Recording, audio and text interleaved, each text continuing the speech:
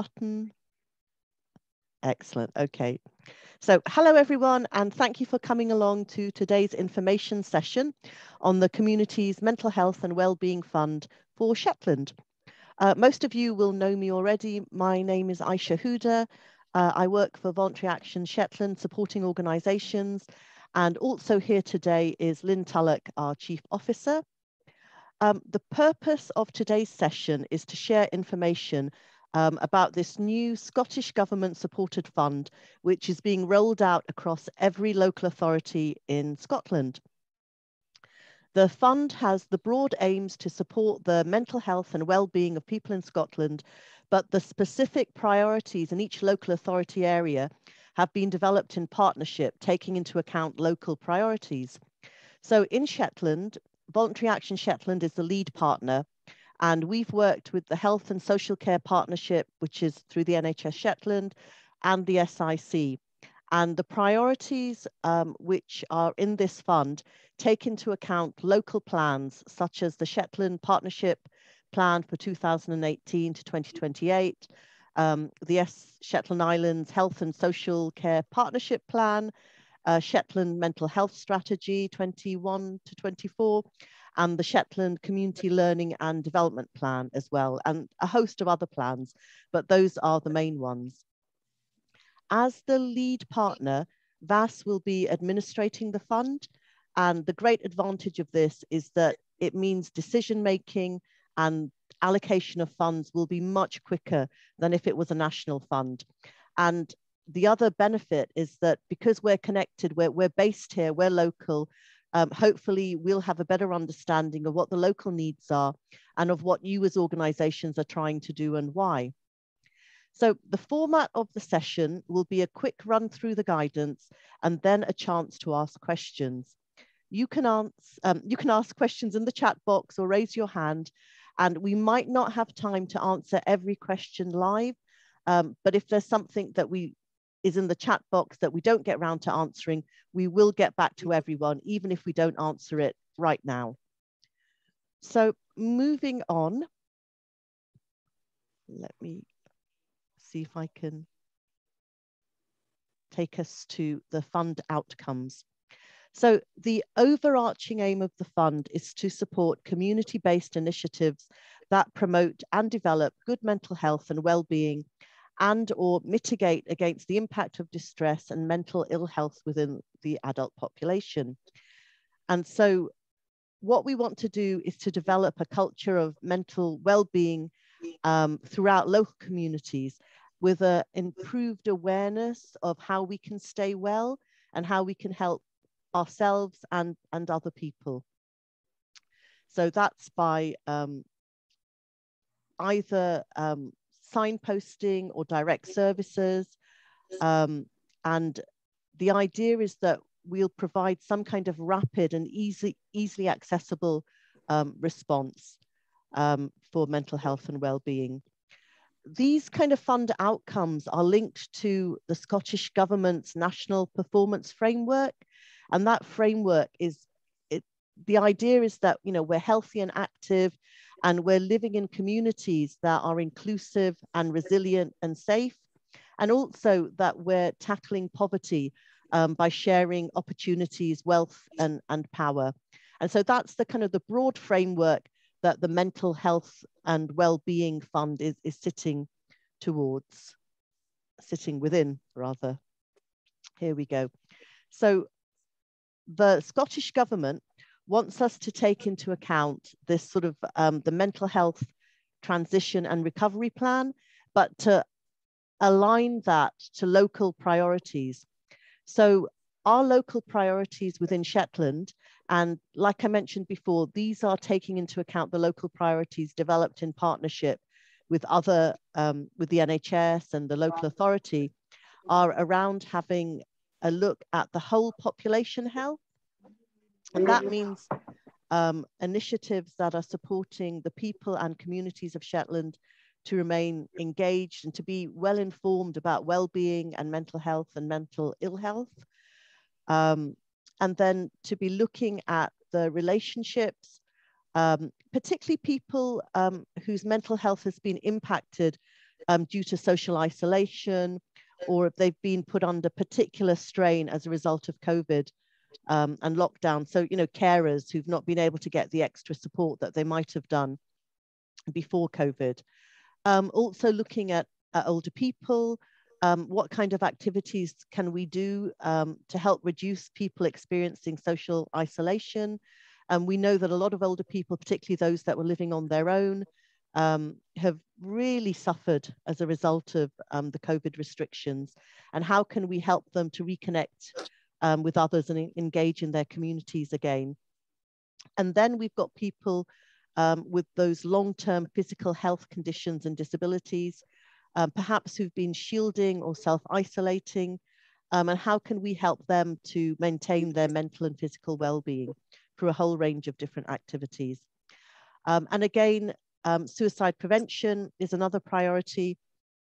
So we're looking to support activities that will either directly or indirectly reduce the risks that contribute towards suicide. So the idea is that we're looking at preventing or mitigating against things that have been exacerbated by the pandemic.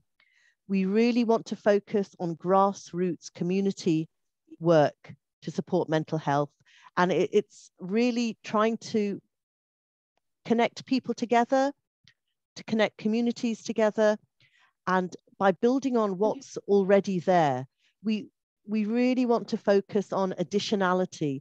It's not the activities that you're doing already, but what extra activities can you bring, can you develop to support mental health and well-being?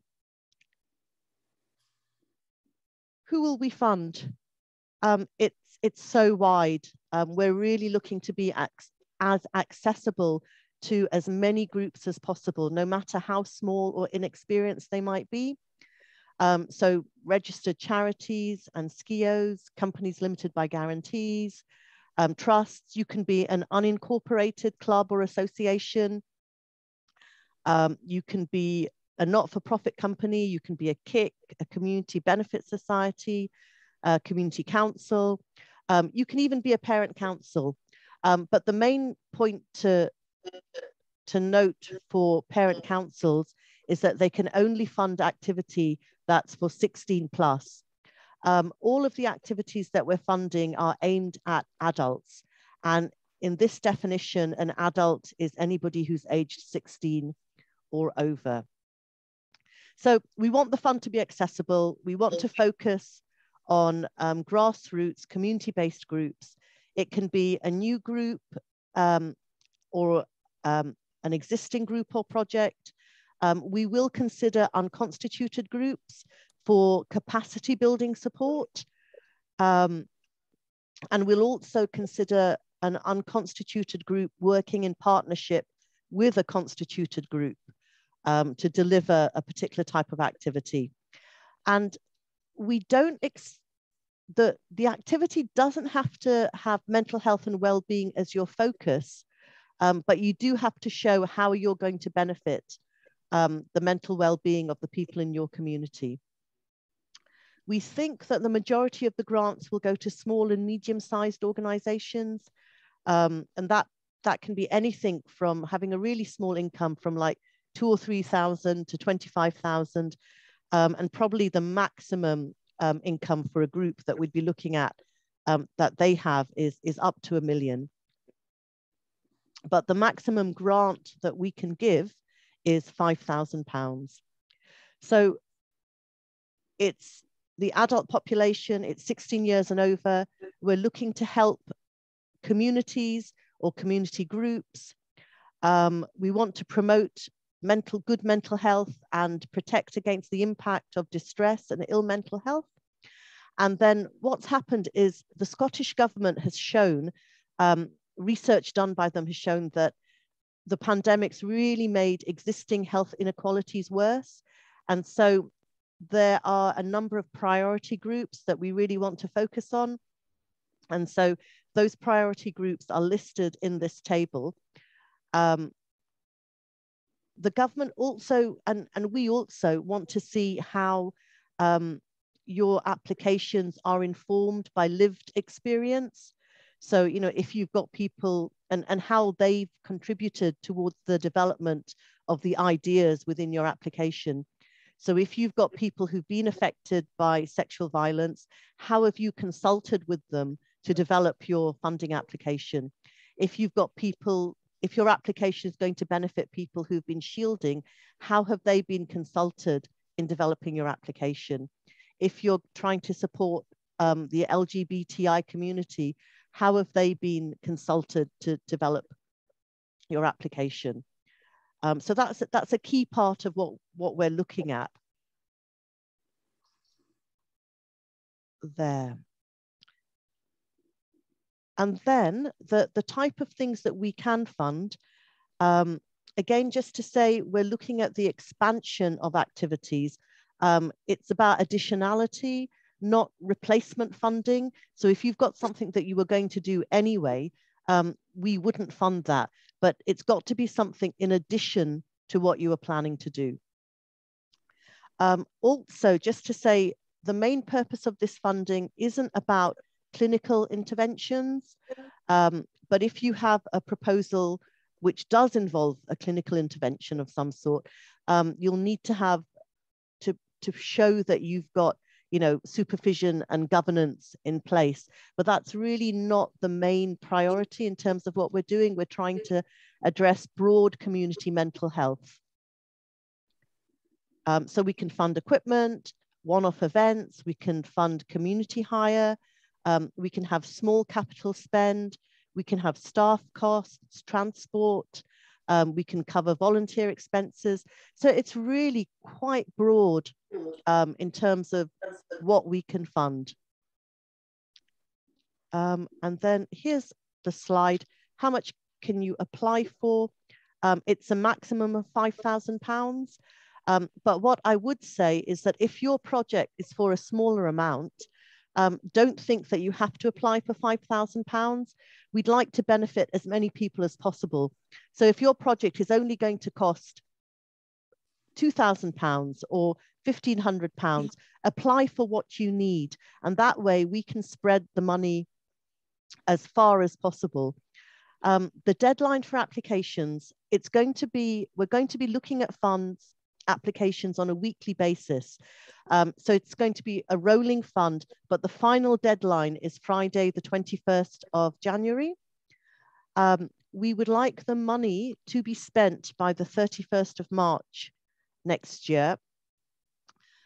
Everybody who gets a grant will be required to submit an evaluation report, but it's quite light touch. We're not looking for, you know, lots and lots and lots of information, but we do want you to have some evidence of how you've met your outcomes. So depending on what you put in your application, do think about how you're going to evidence how the money has contributed to those outcomes. And what we'll do is that VAS will be collating that information and then submitting it onto the Scottish Government.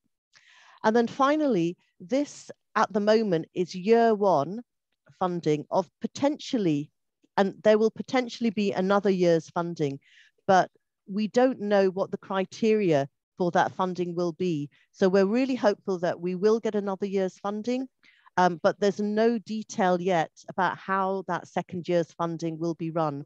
And so what happens this year will likely inform what happens next year. So it's very much a learning experience. And it's not just us here in Shetland. This funding is being rolled out across all the 31 local authorities. So there'll be a lot of learning that's coming back to Scottish Government about how the fund has worked and how it's evaluated as we go forward.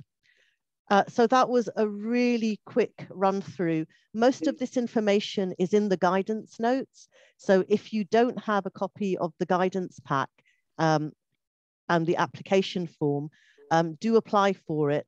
And all of this information is covered there.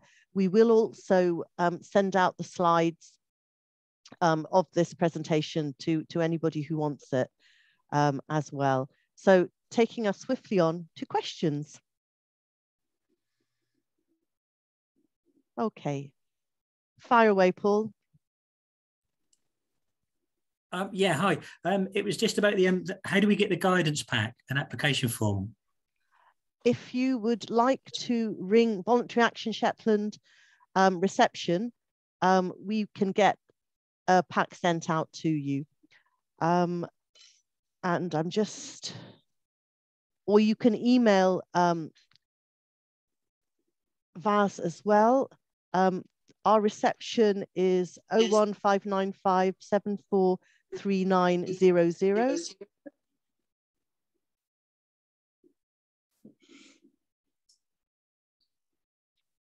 And the email is vas@shetland.org. That's great. Thank you. Thank you. Tiffany. Hi, we've just been awarded Scottish Government funding, but it's not quite enough for what we were looking to do. Are we able to be dual funded? Because obviously this is Scottish Government as well. Lynn, do you want to take that? I can jump in. Thanks, Tiffany. Yeah, this was a question that was raised at our Chief Officers meeting last week regarding this funding. And what they did come back and say was, from the question, can an organisation use this fund to match another project that's already funded by the Scottish Government? And it said, yes, it could, but it must be for additional activity and things cannot be double funded. So I suppose if what you were proposing and planning was in addition to what your core activity was, and you need that little bit more match funding, yes, they said it was okay to apply. Okay, that's really helpful, yeah, because we got for some of it, but not for all of it. So we'll probably just apply for the stuff we didn't get the money for then. That makes sense. Yeah. And when you're saying that it has to all be spent by the end of March, obviously included in that is like hall hire costs and room costs and stuff like that, which might be like ongoing costs. Is it just evidencing that we have made bookings, or like how do we evidence, is it having started spent, or is it like we have to spend all of it by the end of March? I think they were really, really keen for WIS to be looking to allocate this kind of as soon as possible. I think this was an injection of cash coming from Scottish Government looking to try and kickstart, try and reopen, try and support organisations to, I suppose, to invest this in mental health and wellbeing activity, and as much as possible, because I suppose Vas and myself, I've got a responsibility to be reporting back on outcomes kind of in early April. So the feeling was very much for us to distribute it as soon as possible for groups to really spend it by the 31st of March, so that you can then provide us with the evaluation of the impact of the money, so that we can collate that, so that it helps to inform them about year 2 money. So I suppose as much as possible, Tiffany, if you're able to look at kind of using the funds between, I suppose, the awarding and by the 31st of March, that would be really helpful. Okay, thanks. Anya? Hi, looking at this fund is really quite exciting, because through the pandemic, we've been doing pockets of support to different types of groups within the community. And just thinking about this, if we could put it all together and have a sort of hub type situation, I think would be really helpful. So I'm quite excited about that. It's just trying to work out how that's going to operate. And obviously, we need to think about the total cost of that for the Youth and Community Centre. But we do a lot of work with over 60s, and we did do quite a bit of work with adults back and forth before the pandemic. But there is certainly highlighted through the pandemic a number of different groups in the community that were struggling. So I have to get my thinking hat on, but I certainly am excited with this. And hearing that it hopefully will continue for another year in some form, I think is a bit more encouraging, because quite often the Scottish Government comes with a short-term fix, sticky plaster, and that's not what we're needing nowadays. We're needing a long-term fix. I think what's been really interesting with this fund, because TSIs throughout the pandemic, they had the opportunity to fund the Triple R fund. And I think they've learned a lot from that experience about the grassroots, local knowledge, being able to distribute it out fairly quickly to small grassroots community groups.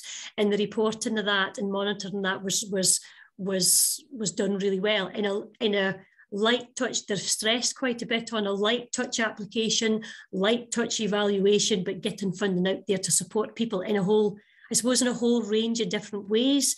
I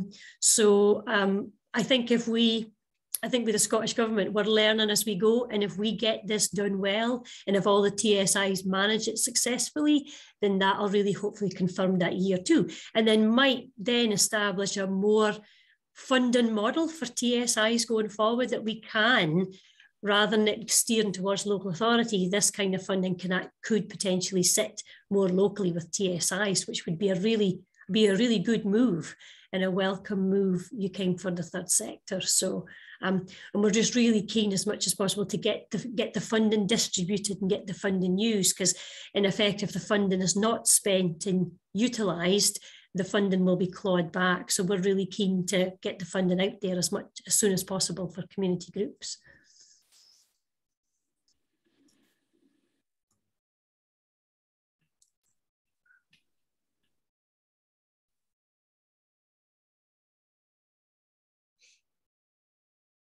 Yes.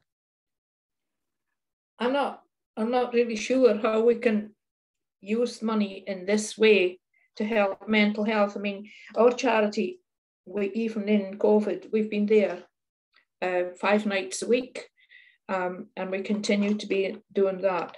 I just, we'll have to talk with us over with Walma, of course, but I cannot see how we can do even a one-off thing that's going to impact on the mental health of people. The people that we talk to with mental health issues, it's ongoing.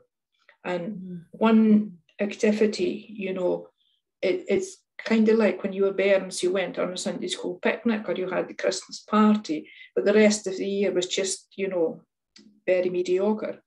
You knew no better. So I really cannot see how we can get this money used to good effect to help mental health, the way we see mental health. When we see mental health, you know, we're a sort of a backup for psychiatric services. You know, when the mental health team are not working at nights and at weekends, then people are advised to go and talk to Samaritans. So I mean, that's when we come into play. I mean, if I'm on doing work, and that's why we do work at night, because in this community, that's where we see the best use of our work is at night, because people can, I mean, if they're poorly on a Friday afternoon, they're on a dip, then they know they can phone us, you know, and the fact that we're part of a national organisation means that if they can't get Shetland branch, they'll get someone else in extremis. So I cannot see how we can use this to improve the mental health of the people in Shetland. Does that make sense? No, I totally understand where you're coming from, but just to say that the money can be used in a wide range of ways. So you could be using it to develop resources, you could be using it to maybe develop literature or to have extra staff perhaps. So our staff cost us nothing except travel, which is covered by the charitable trust, but we don't pay staff at all. I mean, every night I volunteer, it's free. You see, so that we can't spend money there. The charitable trust provides our volunteer travel costs to a limit, so that's covered. We don't at the moment. You see, going to hire halls that's difficult. I mean, so there's so many things that, I mean, I read through your guidance and I was trying to find, you know, where we could use it. I totally appreciate that you help people in a totally different way. So together we provide a good package for people in this unfortunate group, you know, because mental health must be really difficult to live with. But I just wonder how together we can make a big difference with this money. I think a previous person said about making, injecting money in, a short-term fix for something. That's my initial reaction after I'd read your guidance, was I said to Wilma, I said, I cannot see how one-off things can really make a difference. It needs to be followed up by the rest of us, in a more continuous way. And does anyone else agree with me on that? That doing something, say, in January, and then nothing until, next winter, it's giving them a little hope one day, but then they realise, oh, this is not happening again, which can be quite hard. But I can see where the government's coming from. It's okay to sit on a fence and look why they're doing this and look at what you're trying so hard to, to help us to do. But realistically, how are we going to make this work? I'm just wondering, Ian, if there's a potential opportunity for, if it's in additionality to what yourselves is doing, is there an opportunity to try and look at raising awareness of the Samaritans through kind of promotional literature about your service and ensuring that everybody in Shetland has awareness, or kind of if there was needing additional funds to enable some of that kind of campaigning around your, because I can completely see for your core activity, what you're providing, your calls and your current funding is covering that, but whether there was anything more to ensure that if somebody is not sure where to go, they have that increased awareness of your service. Well, we're at the moment, we're trying to get into the health centres again with posters, because if you go into a health centre, there's no notice boards, there's nothing. But I believe there's one of the GPs that's trying to get this, because she's very aware of the increase in mental health issues, and she thinks that all bodies that are willing to help, she thinks that the community needs to be aware of it. So that we're on Twitter, and we can't go on Facebook. The only thing is, if we have, like, we're going to have a giveaway book day again. Is it a week on Saturday? Must be something like that.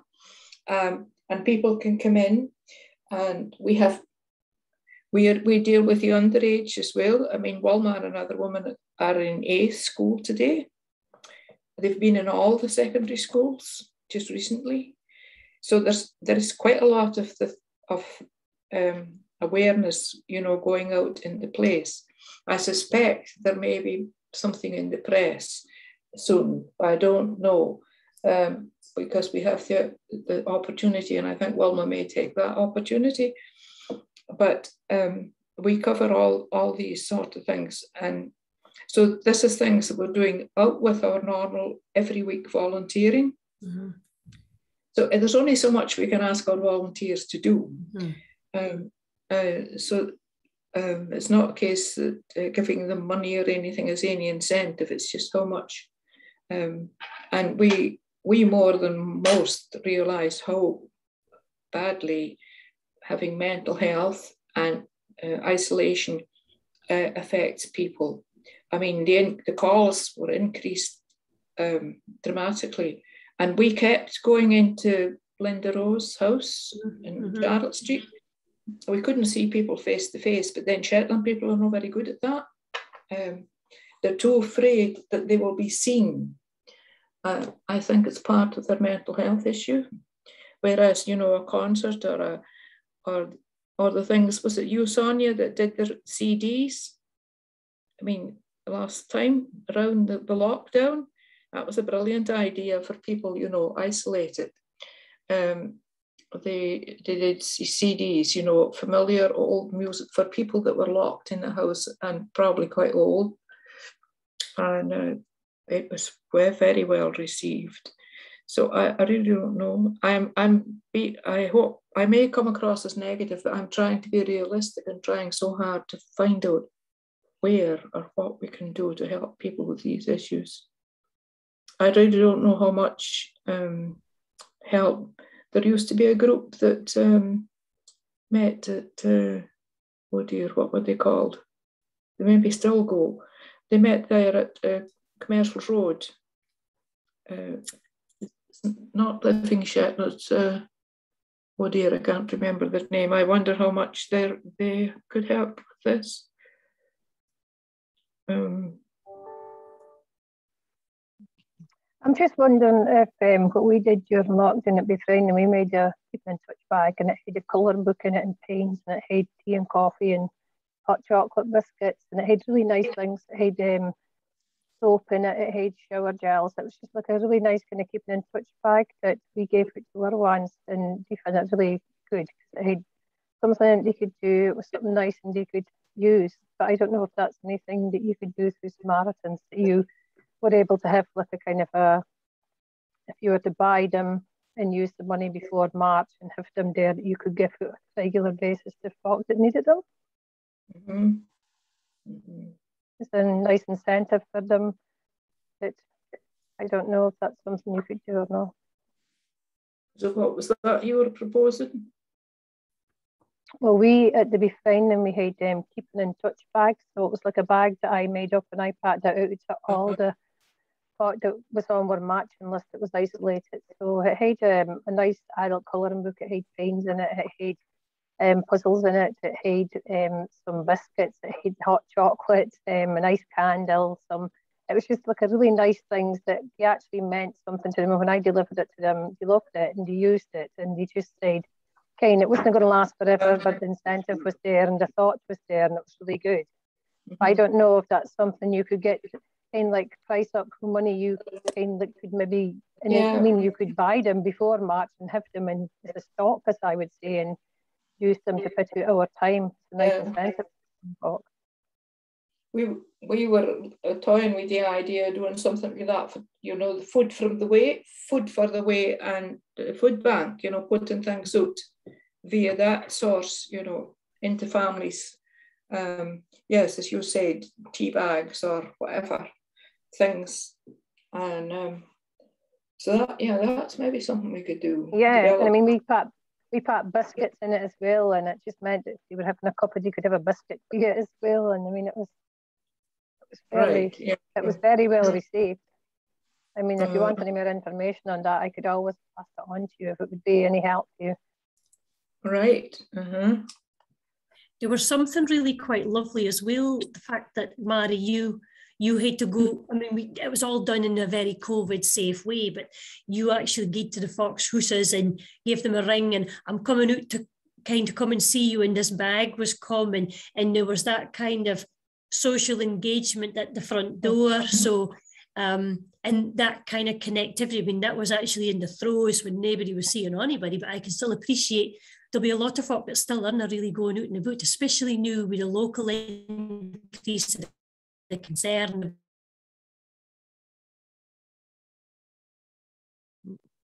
about so much. So it just allowed for an opportunity for some social engagement, and we're thinking about you, and here's a penny something, and it was extremely well received. We kind of couldn't believe the impact that bag of stuff really had for folk. It was just, the thought was there, and they had something, and there was quite a lot of emails, even weeks gone by after we were hearing from folk, "Oh, I'm just finished me biscuits," and that was lovely. It was just made kind of quite a humane kind of connection to folk that were maybe feeling great or good. So Mary would be able to kind of help with any information about that, what we put together for that. That was really well received by the adults. Yeah, that's something we've done as well, the feel good bags, and they've gone down really well during COVID.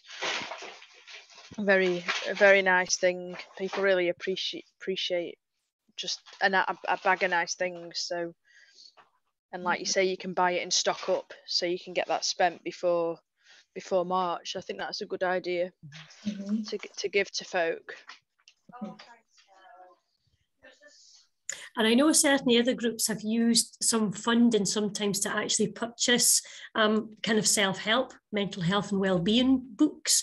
So if you're maybe no able to engage in doing a kind of a key event, it's looking at kind of resources and literature that's around that could be purchased to kind of provide for it. Because I suppose ultimately what we're wanting is to build resilient communities and to support folk to manage their mental health well. So if there was things that you thought your service users or your the folk that you're supporting would benefit from, you kind of, if there's things that you can provide your service users to use, because again, that's all about your kind of good mental health and well-being, for enabling folk to support themselves in some ways. Mm-hmm. So if there was things that you thought could be helpful in that respect. Mm-hmm. Sonia? Oh, sorry, then Paul. I ask another question. We have the Shetland Youth Action on Mental Health. We've been doing workshops for young people. They're all 16 plus, and the project funding is coming to an end.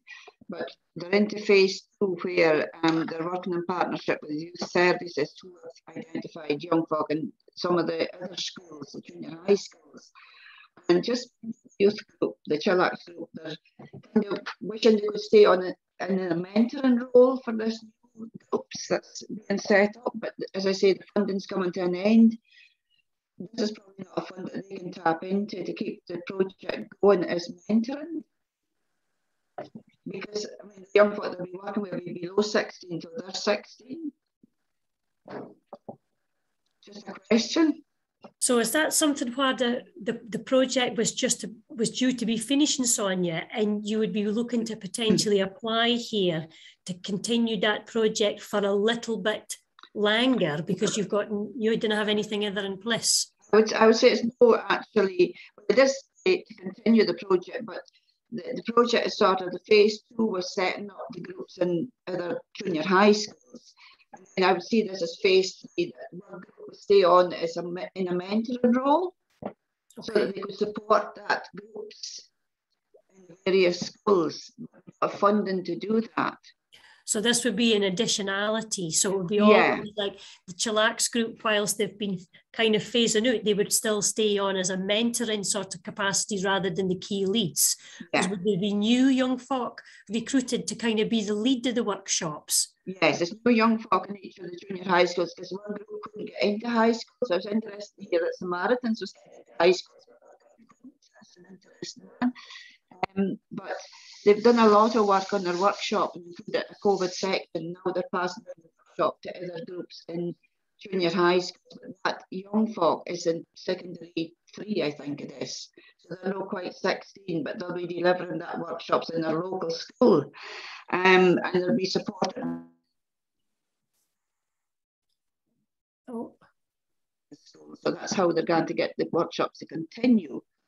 But just speaking to the Chillax group, the 5 young lasses that's 16, they're kind of thinking that they should continue with some form of role in mentoring.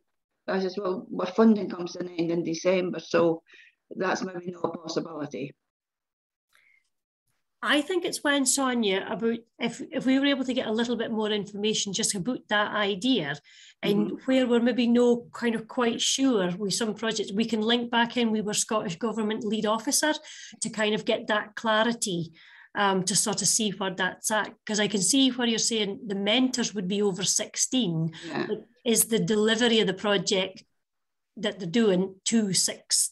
Under 16s, yeah. There's a pretty bit of we're a bit grey area there, but it's always worth us asking the question. Yeah, sure. Given that we would be supporting those who are 16 in this instance. So given that the project was going to finish in December, it's always better. We can always ask. They can soon say no. So if we were going to give me a little bit more information, Sonia, I can tick that back and see what they say. Okay, I'll do that then. Thank you. Thank you. Paul, you wanted to ask a question? Yeah, I was just wondering if we were able to apply, you said Lynn, you mentioned things like self-help, mental health resources like books and things like that. And I just wondered if things like gym memberships or even someone who games a lot online and maybe getting them a year's gold Xbox or PSP card so that they could do that for a year. Would things like that be appropriate, do you think? I suppose it's almost that case of I suppose it's kind of saying it's about equipment. And I suppose in that kind of broadest sense, I suppose it's ensuring that if you were going to, certainly that if somebody's not able to afford a gym membership, it's kind of back to the keeping in touch bags. We're providing an element of sort of connection, and here's something in terms of helping. And gym memberships is something as well that would help immensely with mental health and well-being as such. So I suppose I'm a little bit hesitant on kind of Xboxes and PlayStations kind of gaming elements, but I can appreciate that sometimes where people are at. But I suppose the element for WIS is about ensuring that positive mental health and well-being and engaging and linking. But that's an interesting one, Paul. I'm not entirely sure, actually. It's not quite as clear cut as maybe what I would think. I suppose if it's something we thought would be useful for some of our guys, it's how we apply it. Sorry, it's how we put it in the application, isn't it? Yeah. It's kind of how is it going to work towards the outcomes? So it's being clear about how what you're proposing is going to benefit their mental health. And you might be able to put together a very clear kind of case for support, but then you also need to think about how is it going to be evidenced as well at the other end? How are you going to show that it has benefited their mental health? The other thing is, could you, because it's an asset, that isn't it? You're purchasing an asset for somebody, but if your project was purchasing that Xbox or PlayStation and you loaned it, so it wasn't just going to one individual, possibly it was going to so I suppose our sad lamps is a bit different, but we loan out sad lamps and you have an agreement and it's ours. The sad lamp is Mind Your Heads, and then you loan them out, so then you can do a questionnaire at the end, so you're not giving it technically to one individual. It's a loaned out device for a couple of months. Do you know what I mean? So then it's part of your project, not that individual, I suppose would be the way. That's my view on something, on an item like that, an individual kind of item. And then it's fair, isn't it? And if that person leaves your project or disengages, you maybe do it for 3 months or something, and then they sign the agreement, and then it comes back and it could go to somebody else. So keeps it fair. And then that's part of your organisation as well for a longer period of time, because this short period is quite difficult, I think, because that's what I've been thinking about too, is actually to do something and have it spent by March is quite tight, quite difficult, quite tight. It is. Like Edith was speaking about, it's a longer thing. Like the wellness program that we offer is a 12-week service, so it's hard to spend it within that short period of time. So it's just taking a bit of time to think about what you could do that's kind of could benefit longer term. Because one of the things, I suppose, with kind of some of we've had some conversations in the office about kind of community halls and things, and I shall use your example about the Borough Hall. Could we do a 6-week block of yoga over the winter months, and having things on a smaller level, so you have a smaller group, keeping it really COVID safe. You the community hall buying in that yoga instructor, having it offered out free because you want to keep it quite equitable, because finances is maybe semi-tight at this time of year, but that overall mental health and well-being of those that choose to engage in the 6-week block of yoga with an evaluation on the back of that. How has this helped your mental health and well-being? So it's kind of looking at it's looking at same way, again, a range of things. I mean, I suppose there's been a few kind of a Sunday kind of teas in some respects. You kind of all, it really brings a community together, but there could be an element of focus on having information sort of stands there about mental health and well-being, kind of whilst you didn't have to have a key focus on mental health and well-being, it's about making sure how do you hook it on that one to kind of support communities, because there's something lovely about engaging in a community activity. You come away from it going, you know, it's really lovely. I've not seen Betty for ages. I'm not seeing Ian, and having the opportunity to have kind of good connections with people. So, Sonia. Sorry. Not at all. Oh, you've muted yourself, Sonia. Sonia, you're on mute. Yeah. And we another idea. We did the Age and Opportunity Fair kind of for a few years in Scalba Youth Centre, and I think that they're actually doing one in Lerwick at some point in the future once COVID is sorted. I just wondered if there's an opportunity to pull all the sort of support services and mental health together in some kind of form, or if that's not possible, look at some kind of booklet. I mean, there is an Age and Opportunity updated leaflet with all the services that support the over 60s. Denise Nicholson has the original copy from Adult Learning. She pulled it together during COVID. But having some similar type of leaflet or booklet with all the agencies that support mental health would maybe be a good way of using some of that funding. Not sure. oh. Yes, who to lead and who to drive that piece of work forward. I know that there's a bit of mapping kind of going on regarding young people's services, but yeah, it's having that awareness, community awareness of where to go for kind of help and support, and the levels of support that's available to people. So there's that community hub that's up in Bray, I think, Bray Youth Centre.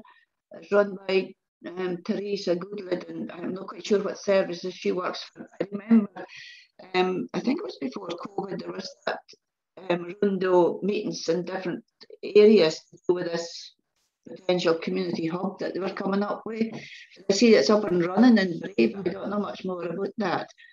And that's maybe something worth exploring too.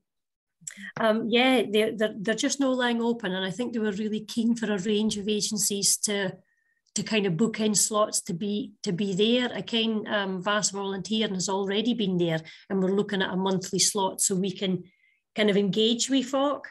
And the staff, I think, Rita and Teresa is there about having that good conversations we folk. So there might be an element of, I don't know, services with an additionality of having volunteers to be there to kind of have conversations about services and things. That could be another opportunity, and that could be linking in with that could be in addition to what you're doing already, whether there was any costs around that happening. Tiffany, I think you wanted to make a comment there, did you? Sorry, it was another question. Sorry. No, that's good. Go for it. Obviously, like, we're a church, a faith-based organisation, and like for us, like, faith is key, and we really would want people to tie in with church. You know, corporate singing, we know, can have well-being benefits being part of a community. And so what we're proposing, our activities aren't faith-based, but we really feel like linking into church does have mental health benefits for people. How much would we be restricted in terms of publicising that, and, you know, just encouraging people to be a part of church? Because obviously we don't want to apply for funding that's going to restrict that, because, as I say, it's core to what we believe in terms of, you know, and why we're doing this, if you like. I mean, just saying, while going back to some of the questions, I mean, certainly what we cannot fund, it's stipulated in the guidance, religious, political or religious campaigning. And the question was also asked at our chief officers, and it says, promotion of religion is ruled out. Does this prevent churches and other religious bodies to apply? And they've come back and said no, but the activity must be consistent with the aims of the fund and cannot be used to fund religious or campaigning activities.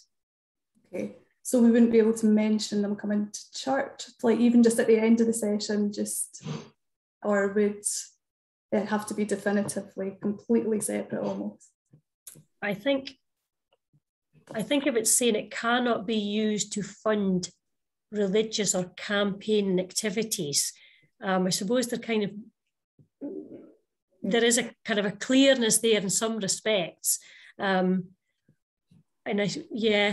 a bit of a difficult one. Yeah, I think we need to think about it, as I say, because we're not planning on, the content wouldn't be religious at all. But yes, yeah, of course. Would be facilitated by the church, and it's who we are. So it's kind of hard to kind of separate it almost. It is actually, yeah. I suppose it's not saying that that the activity can't happen in a church. So if you're having a choir which is meeting in a church, and we know that singing is beneficial for mental health, that there's no reason why that couldn't take place in that particular venue. But when you're promoting it, if you're saying that we're singing hymns for mental health, that might be that might have a religious connotation to it, if that makes it slightly clearer. Yeah. So we don't have a church building at the moment, we meet in Sandbean, so it is completely neutral location. But yeah, and as I say, the activity, it's not anything to do with it, it's nothing to do with that at all, it's completely, non-religious. But yeah, I think we just have to think about how we delivered it and make sure that we were having integrity in what we were doing, but also not breaching any of those. We'll need to have a think about it. Thanks.